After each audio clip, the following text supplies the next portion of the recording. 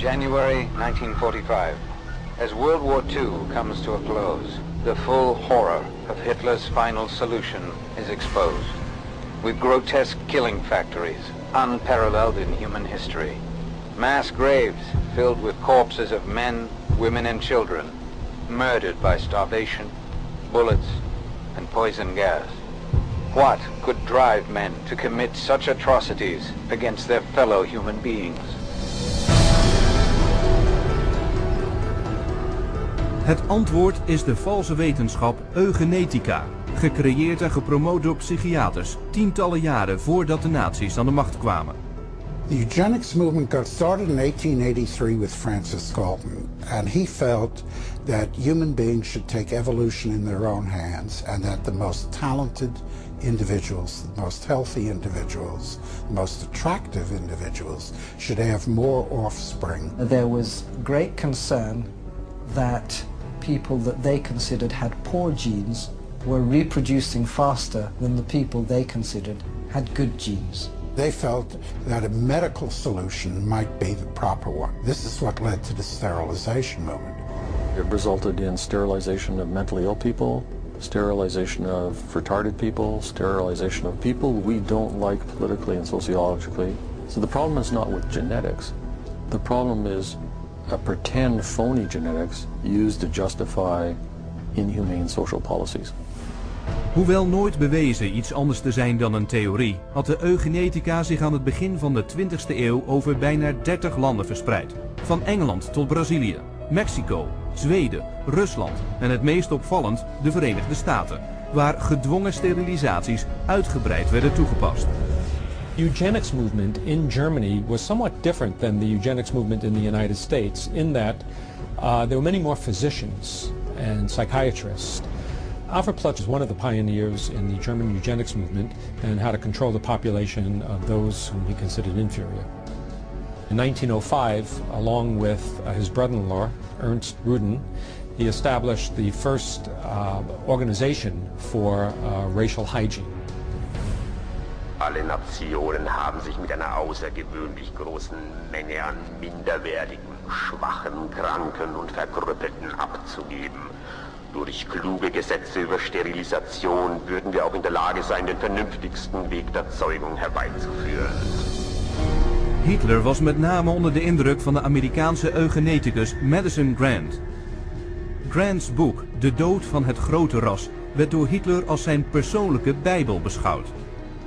In zijn boek Mein Kampf bejubelde Hitler eugenetica als de wetenschap die het Duitse Rijk zou herbouwen. Körperlich oder geistig gesund ist, dem ist es nicht erlaubt, seine Krankheit an seine Kinder weiterzugeben. Das Recht auf persönliche Freiheit wird durch seine Pflicht, die Rasse zu beschützen, eingeschränkt. The German eugenicists welcomed the Nazi advent to power because the Nazi program could fund the very programs that they had in mind. The Nazis gave them political support, financial support, and conversely, the psychiatrists gave the Nazis a medical justification for their genocidal policies. Something like 40% of German psychiatrists had joined the SS by 1933. They weren't forced into the SS, they just joined it naturally, because the beliefs were very, very similar. Ruden and his work led directly to the decision to move from sterilization to murder. Hun plan was simpel. Overtuig het publiek er eerst van dat de zwakken van geest aan de last van hun bestaan wilden ontsnappen, maar het niet konden zeggen. En dat hen ombrengen een daad van mededogen was. Dan pas je de definitie inferieur toe op Jehovah getuigen, Joden, zigeuners en homoseksuelen. Allen het leven niet waardig.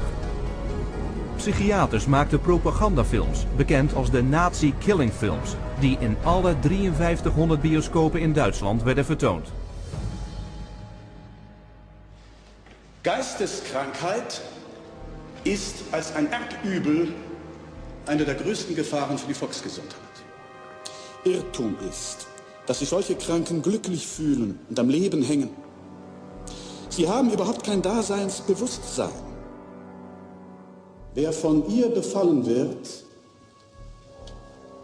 dem ist die schwerste Last des Schicksals auferlegt.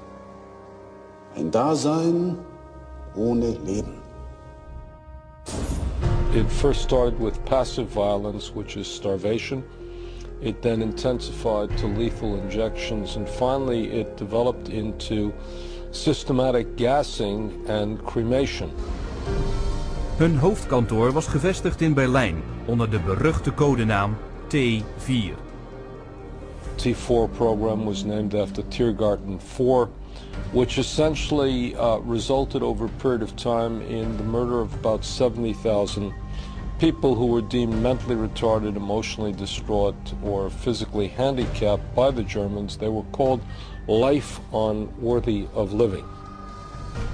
Het moorden begon als experiment in psychiatrische inrichtingen door heel Duitsland en werd vervolgens overgeplaatst naar de concentratiekampen met hoge Duitse psychiaters als beulen. Paul Nietzsche, T4-directeur, verklaarde: Das Aussortieren in den Konzentrationslagern lief etwa genauso ab wie in den Nervenheilanstalten. Und mit selbigen Erfassungsbögen. 6 million Jews died in concentration camps and as a result of Nazi extermination policies. Rudin congratulated Hitler for making his, that is Rudin's 30-year dream, come true. Na de overgave van de nazi's werd een internationale rechtszaak georganiseerd om onder meer de psychiatrie voor haar oorlogsmisdaden te berechten. Maar Amerikaanse psychiaters die de genadeklap vreesden voor de toekomst van de psychiatrie bemoeiden zich ermee en schoven de schuld op een handvol Duitse psychiaters. There were some doctors who were prosecuted, but very few. Ernst Rudin returned to Switzerland at the end of the war. He did not serve any prison time. One of the strangest things of all about the legacy of Nazi science is that some of the nastiest psychiatric eugenicists at the end of the war went back to work either in Germany or sometimes in the United States. Wat begon met een psychiatrisch plan om ongewenste personen te elimineren, had zich nu over de hele geciviliseerde wereld verspreid en was verantwoordelijk voor het vermoorden van 11 miljoen mensen. Nooit berecht gingen psychiaters, zoals we zullen laten zien, met het verspreiden van eugenetica over de wereld door. En vandaag de dag zien we de resultaten in racisme, menselijk lijden en voortdurende sociale conflicten.